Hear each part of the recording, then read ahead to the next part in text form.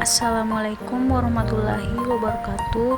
Kembali lagi dengan saya Nurhaliza Munir dari kelas PTIKE angkatan 2019 Universitas Negeri Makassar. Di video kali ini saya akan melanjutkan pembahasan mengenai materi pengembangan silabus. Komponen silabus. Komponen silabus ini mencakup 4 hal. Yang pertama, kompetensi inti.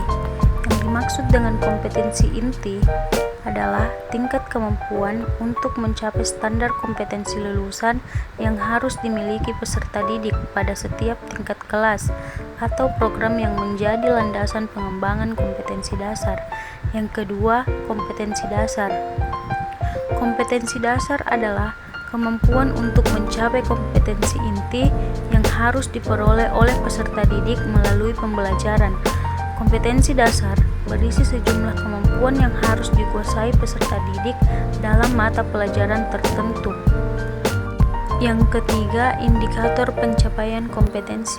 Indikator pencapaian kompetensi merupakan ukuran, karakteristik, ciri-ciri, serta proses yang menggambarkan ketercapaian suatu kompetensi dasar. Indikator dirumuskan dengan menggunakan kata kerja operasional yang dapat diukur. Misalnya, mengidentifikasi, menghitung, membedakan, menceritakan, menyimpulkan, mempraktikkan, mendeskripsikan, mendemonstrasikan, dan lain sebagainya. Yang keempat, kegiatan pembelajaran.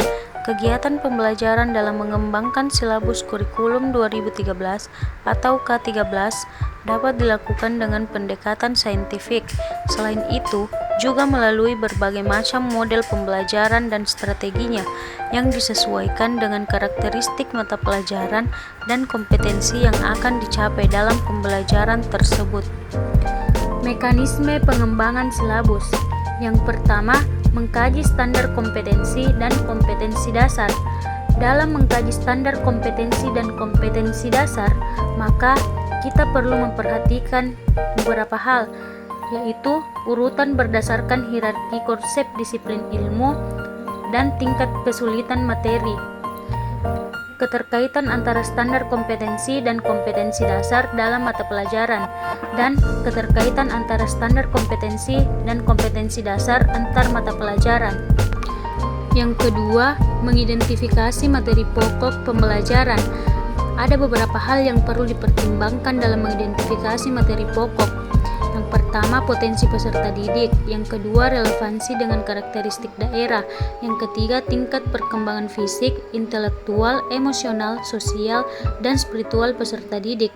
Yang keempat, kebermanfaatan bagi peserta didik. Yang kelima, struktur keilmuan. Yang keenam, alokasi waktu. Selanjutnya yang ketiga, mengembangkan kegiatan pembelajaran. Kegiatan pembelajaran dirancang untuk memberikan pengalaman belajar yang melibatkan proses mental dan fisik melalui interaksi antar peserta didik dengan guru, lingkungan, dan sumber belajar lainnya dalam rangka pencapaian kompetensi dasar. Yang keempat, merumuskan indikator pencapaian kompetensi. Indikator merupakan penanda pencapaian kompetensi dasar yang ditandai oleh perubahan perilaku yang dapat diukur yang mencakup sikap, pengetahuan, dan keterampilan.